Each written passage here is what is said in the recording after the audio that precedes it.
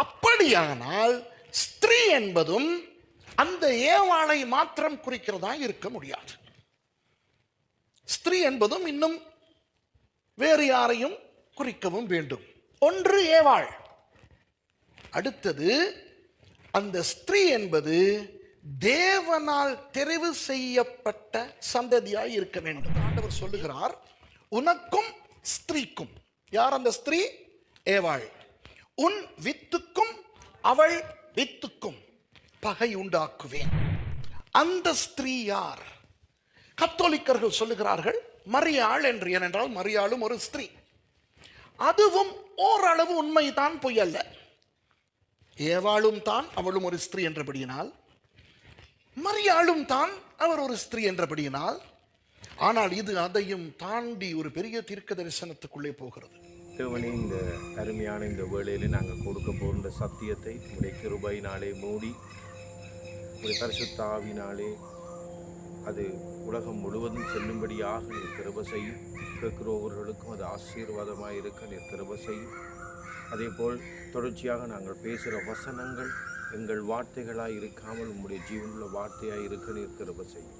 எல்லா காரியத்தையும் உடைய கரத்திலே ஒப்புக் கொடுக்கிறோம். எங்கள் சித்தம் அல்ல, உன் சித்தமே நிறைவேறும் என்ற விசுவாசத்தோடு எங்களுக்காக கல்வாரி மட்ட சிறுக்கும் வச்சு இயேசு கிறிஸ்துவின் இனிய நாமத்தினாலே கேட்கிறேன் நல்ல பிதாவே. இப்பொழுது நாங்கள் வேதாகமத்திலே சொல்லப்பட்ட ஒரு வார்த்தையை குறித்து நாங்கள் பார்க்க போகிறோம். அதிலே விசேஷமாக என்ன நாங்கள் பார்க்க போகிறோம் என்று சொன்னால், ஆதியாகமம் 3ஆம் அதிகாரம் 15வது வசனம். இந்த ஆதியாகமம் 3ஆம் அதிகாரம் 15வது வசனம் வேதாகமத்தின் படி முதல் வாக்கு தத்தம், அதே நேரம் முதல் தீர்க்க தரிசனம். யாராவது உங்களிடத்தில் ஒரு கேள்வி கேட்டால் வேதாகமத்திலே முதல் தீர்க்க தரிசனம் என்ன என்று, அது ஆதியாகமம் 3:15 தான். அதே நேரம் தேவ ஜனங்களை மீட்பதற்காக கொடுத்த வாக்கு தத்தம் என்னென்று கேட்டால் அதுவும் ஆதியாகமம் 3:15 தான். இன்றைக்கு அந்த வார்த்தையை குறித்து தான் நாங்கள் பார்க்க போகிறோம். இப்பொழுது அந்த வார்த்தையின் பொருளை நாங்கள் பார்க்க போகிறோம். இன்று சில ஊழியக்காரர்கள் அந்த வார்த்தையை எடுத்து வித்தியாசமான விளக்கங்களை, வேதத்துக்கு விரோதமான விளக்கங்களை கொடுக்கிறதை நாங்கள் பார்க்கிறோம். அதனால் அந்த வார்த்தையினுடைய பொருள் என்ன? தேவன் சொல்றார், உனக்கும் இஸ்திரிக்கும், அதாவது பிசாசுக்கும் இந்த இஸ்திரி என்பது யார்? அதுதான் பெரிய ஒரு கேள்வி. இன்றைக்கு அநேக கிறிஸ்தவர் மத்தியிலே இந்த இஸ்திரி என்பது யார் என்று தெரியாமல் அவர்கள் கேட்டுக்கொண்டிருக்கிறார்கள். ஒரு சிலர் ஊழியக்காரர்கள் அதை ஏவாள் என்று சொல்லுகிறதை நாங்கள் பார்க்கிறோம். ரோமன் கத்தோலிக்கத்தவர்கள் அதை மரியாள் என்று சொல்லுகிறதை நாங்கள் பார்க்கிறோம். பாருங்கள், இந்த ஊழியக்காரர்கள் எல்லாம் எப்படி வியாக்கியானம் கொடுக்கிறார்கள் என்று. அதை விட பயங்கரமான ஒரு வியாக்கியானம் இருக்கின்றது. அது இஸ்ரவேலை குறிக்கிறது என்று நாங்கள் பார்க்கிறோம். ஆனால் இந்த மூன்றுமே தவறான ஒரு விளக்கம். அதுக்கு காரணம் என்ன சொல்லுங்கள் பார்க்கலாம். இஸ்திரி என்று சொன்னால் வேதாகமத்தின் படி, எரேமியா 6ஆம் அதிகாரத்தின்படி நாங்கள் 2-3 வாசிக்கும் பொழுது, 2 கொரிந்தியர் 11ஆம் அதிகாரம் நாங்கள் 2வது வசனங்களை நாங்கள் வாசிக்கின்ற பொழுது தெளிவாக அங்கு சொல்லப்பட்டிருக்கிறது என்னவென்றால், இஸ்திரி என்றால் தேவனுடைய சபையை குறிக்கும். ஆகையால் அங்கு ஏவாளை பார்த்து சொன்ன ஒரு காரியம் அல்ல, அது ஆதாமையும் ஏவாளையும் தேவன் பார்த்து சொல்லுகிற காரியம். அதாவது பிசாசுக்கும் தேவனுடைய பிள்ளைகளுக்கும், அதான் அதனுடைய பொருள். பகையுண்டாக்குவேன். அதாவது இயற்கையாகவே தேவ ஜனங்களுக்கு பாவ எண்ணங்கள் தான் இருக்கின்றது. என்றால் மனிதன் பாவத்தில் பிறக்கின்றான் என்று வேதம் தெளிவாக சொல்லுகின்றது. சங்கீதம் 51ஆம் அதிகாரம் 5வது வசனத்திலே நாங்கள் பார்க்கிறோம், நாங்கள் பாவத்தில் கர்த்தம் தரிக்கப்படுகின்றோம்.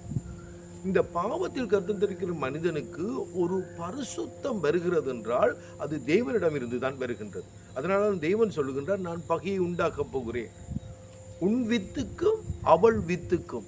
அதாவது வேதம் என்ன தெளிவாக சொல்லுகின்றது என்று சொன்னால், சாத்தானுடைய பிள்ளைகளுக்கும் இந்த இஸ்திரி கூடாக வார தேவனுடைய பிள்ளைகளுக்கும் இடையிலே ஒரு பகை உண்டாக்குவேன் என்று சொல்லுகின்றார்.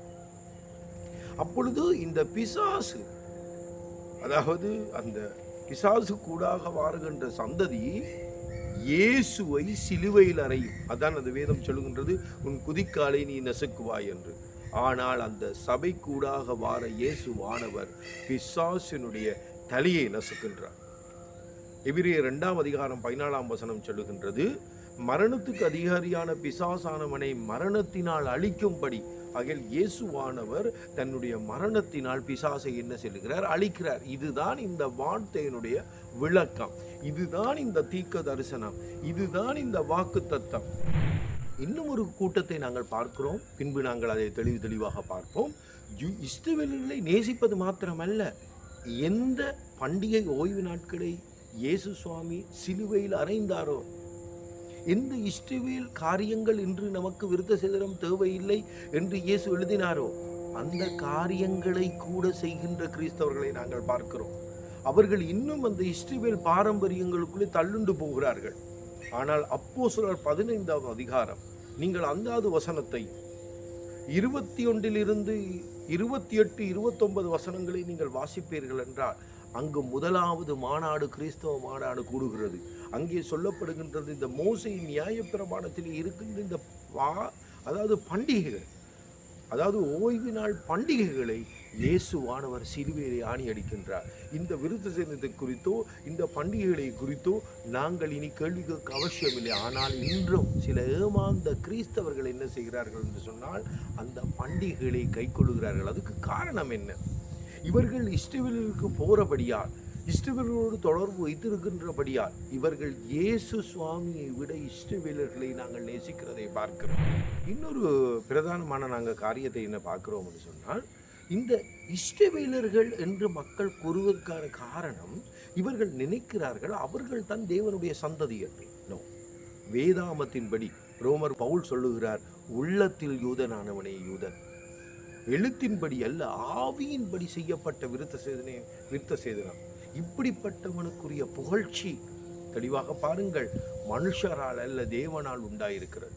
ஆகையால் இந்த காரியத்தை மனிதர் விளங்கி கொள்ளப் போவதில்லை. அதனால்தான் இவர்கள் இஸ்ரவேலர்களுக்கு முதலிடத்தை கொடுக்கிறார்கள். யோவான் 3:16 கூட இவர்களுக்கு விளக்கம் தெரியாது. தேவன் தம்முடைய ஒரே பேரான குமாரனை விசுவாசிக்கிறவன் எவனோ அவன் கெட்டு போகாமல் தந்தருளி இவ்வளவாய் இந்த உலகத்தில் அன்பு கூர்ந்தார் என்று சொல்லப்படுகின்றது. அதாவது இந்த உலகத்தில் இயேசு அன்பு கூர்ந்தாரை ஒழிய யூதரிடத்திலேயோ கிரேக்கரிடத்திலேயோ சுயாதீனரிடத்திலேயோ அடிமை இடத்திலேயோ அவர் அன்பு கூறவில்லை. கலாத்தியர் 3ஆம் அதிகாரம் 28 29 சொல்லப்படுகின்றது, ஆண் என்றும் இல்லை, பெண் என்றும் இல்லை, யூதர் என்றும் இல்லை, கிரேக்கர் என்றும் இல்லை, அடிமை என்றும் இல்லை, சுயாதீனம் இல்லை, நீங்கள் எல்லாரும் இயேசு கிறிஸ்துவுக்குள் ஆபிரகாமுடைய சந்ததியாயிருக்கிறீர்கள் என்று. அப்படி வேதம் இவ்வளவு தெளிவாக புதிய ஏற்பாட்டில் எழுதப்பட்டிருக்கும் பொழுதும் அது இஸ்ரவேலை குறிக்கிறது என்று இவர்கள் பொய் கூறுவது ஏன்? ஆகையால் நீங்கள் வஞ்சிக்கப்படாதீர்கள். கிறிஸ்தவர்களை தான் தேவன் விசேஷமாய் நேசிக்கின்றார். அதே நேரம் மற்ற இனத்தில் உள்ள எல்லாரையும் தேவன் நேசிக்கின்றார்.